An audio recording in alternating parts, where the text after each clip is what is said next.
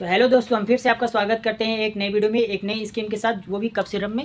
ये है हमारे पास ग्लेनमार्क कंपनी का एस्कोरिल एलएस सिरप। ठीक है, इसमें लिबोसल्बुटामॉल, एम्ब्रोक्सोल और गुआफेंसिन रहता है। और एमजी की बात कर रहे हैं 130 और 50 एमजी में। ठीक है, 100 ml की बोतल में आती है ये स्कीम की, जो मैं बात करने वाला था। इसमें 14+1 स्कीम आती है। पर फिर से बार बार बोल रहा हूँ, ये स्कीम सिर्फ रिटेलर के लिए है। ओके, 14 बॉटल अपन इसको परचेस करते हैं तब एक बॉटल अपन को फ्री मिलती है। इसकी MRP की बात करें अगर अभी इसकी, तो 154 रुपये 50 पैसे इसकी MRP है ना।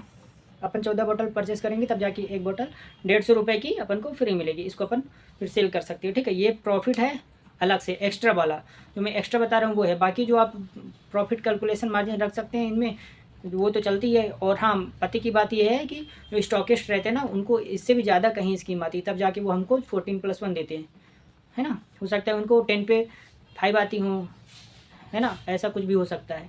Thank you so much. ऐसी वीडियो देखने के लिए मुझे फॉलो कर लीजिए। धन्यवाद आप सभी का वीडियो को देखने के लिए, शुक्रिया।